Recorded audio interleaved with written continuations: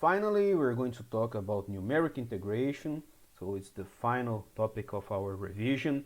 So numeric integration is the approximate computation of an integral using numerical techniques. And it exists a diverse range of different techniques. So we are going just to list some.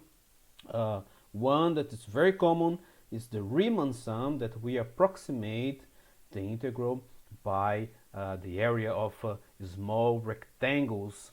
So the integral can be seen as the area below a certain function, and if we think that this area could be approximated into many rectangles, and then we calculate the area of each rectangle, and if we add them, we will have an approximation of the integral, of course with certain errors. And for this is called the Riemann sum, and we can have different ways of computing the Riemann sum depending if we start of the left. So the Riemann sum of left here is 0, but then it goes to the next interval, takes from the left and goes to the next interval, takes from the left and goes to the, so we see that there is an error here, an error here, an error here, and then we calculate the area of each rectangle, we add them, and we'll have the value for this integral. We can also have the midpoint, so it calculates the midpoint between two samples, takes the midpoint, and then the rectangle is drawn using this midpoint. Or we can take the right, so we take the right and goes to the left. Each one has its advantages and this one disadvantages and different errors. So if this is the symbolic integral of a sine from 0 to pi divided by 2, and when we compute this, a symbolic computation will give us the value is equal to 1. So now that we plot this, we're just drawing to show how the algorithm works. So here we are implementing this algorithm. It's taken from the University of British Columbia. This is a very nice website, so you can take a look. There are different methods and different algorithms, not only integration, but with mathematical computations using Python. I highly recommend. But here there's a function to compute the Riemann sum, and we can choose the method midpoint, left or right.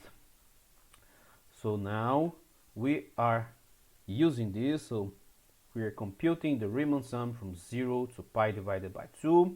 We know the theoretical value should be 1, and we have 0.991. So we see that it's a very good approximation with some errors. Another very, very important method is the trapezoidal rule. So the trapezoidal rule approximates an integral. Instead of using areas of rectangles, it's using areas of trapezoid. So we see that we have less errors using this technique. So here is the function taken from the same place to calculate the approximation of an integral using this trapezoidal rule, and we see that we get very, very good result, very close to 1, which was how we calculate symbolically. And we also can use methods from MP-Math that comes with SymPy or SciPy. They also provide methods for numeric integration. So in SciPy, what we do here, we define a lambda function. So x is equal to the sine of x, and then this is a function, and then we use this quad imported in MP-Math, so it's a SciPy, and we import this quad, and then we do from 0 to pi divided by 2, and we have also very good results. So they use different methods and different numerical techniques. And in SciPy there is also this quad from the SciPy integrate. The concept is the same. We define a function, So here's a lambda function, so x to sine of x, and we call this a quad function from 0 to pi divided by 2, and here it gives the result, and this is the error. So we've seen many different ways to calculate numerical integrals using Python, the concepts behind it.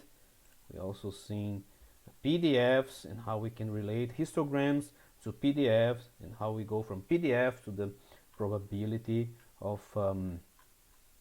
a value to be within a certain interval.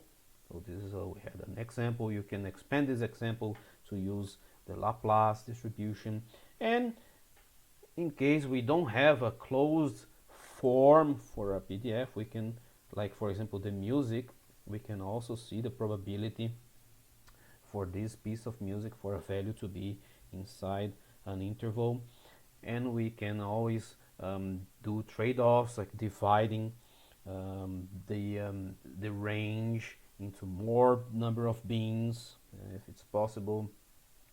So we have beans with smaller intervals, and that's it for this revision. So next time we are going to talk about the Lloyd-Max quantizer.